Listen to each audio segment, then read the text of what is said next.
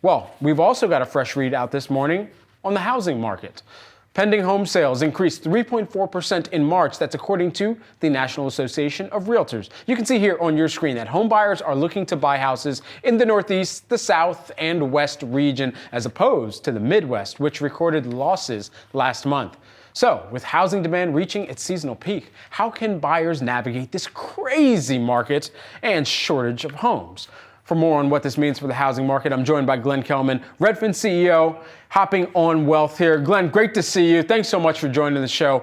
First and foremost, I track you guys' data all the time. There's a trove of insights that you're able to really extrapolate from where the numbers are moving and where people on the other side that make up those integers are moving as well here.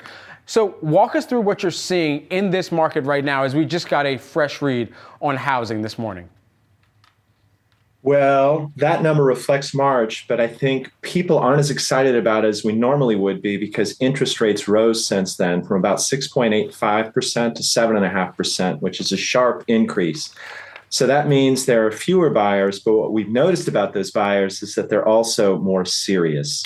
So we think there will be fewer sales than expected in the middle of the year, but it wouldn't be the calamity that it was last year because people have already waited so long to buy a house. They can't put it off another year. So we think buyers are going to hang tough, but it's still a really hard time to buy a house because affordability is under so much pressure.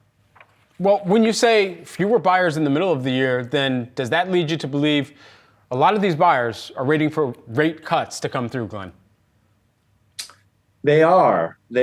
So affordability right now is really under pressure. Normally, when you have rates increase this much, home prices go down, but actually home prices are up 5%. And if you compound that with what's happened to interest rates, the median mortgage payment is up 13%. So buyers just can't catch a break. In places like Florida and Texas, where it's easier to build houses, prices have been stagnant, but in other parts of the US, we have seen prices continue to zoom up. And so I think buyers are under pressure and there's still not enough inventory. So the best news in the market is that inventory is up about 10%. So I think that will drive some sales, but mostly this market is waiting for a rate cut. And that looks like it's only going to happen later in the year, if at all this year. What does this all mean for first-time home buyers, Glenn? What should they be anticipating in this market? Well, they're the ones that are really under pressure. So if you look at the survey data, about 17% of people renting a home believe they'd never buy a house last year, but that number has zoomed up to 40%. So I think first-time home buyers are losing faith in the American dream because more inventory has been slow to come to the market. Rates have been really high. If you are a homeowner who's just trying to move up, you at least have the consolation that your current equity is worth more every year. But if you're just trying to get your foot into the door, that door is being slammed on your big toe because in 2020, 2021, 2022, it was easy to get into the market. You could move from California to the middle of the country and cut your mortgage payment in half.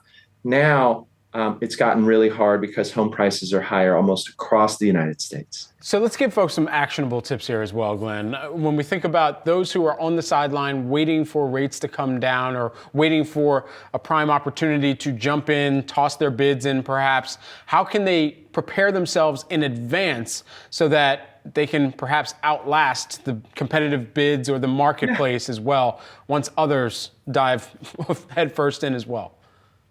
Well, I know I'm going to sound like a real estate broker, but that's what I am. And my advice would be to date the rate and marry the house so you can refinance a house later. We have seen multiple offers, bidding wars ease somewhat. So if you're trying to get into a property right now, it's a little easier to do that if you can afford the mortgage payment. And 6 months from now, a year and a half from now, you can refinance that mortgage and still have a house that's cheaper than what you would have paid in 2025 or 2026. So that's my first advice. And then my second piece of advice is just to really be careful about that house. The easiest way to lose money, to just destroy wealth, is to buy the wrong house. If you buy the right house, you're going to be able to own it for 5 or 10 years. There's no way that investment isn't going to pay off.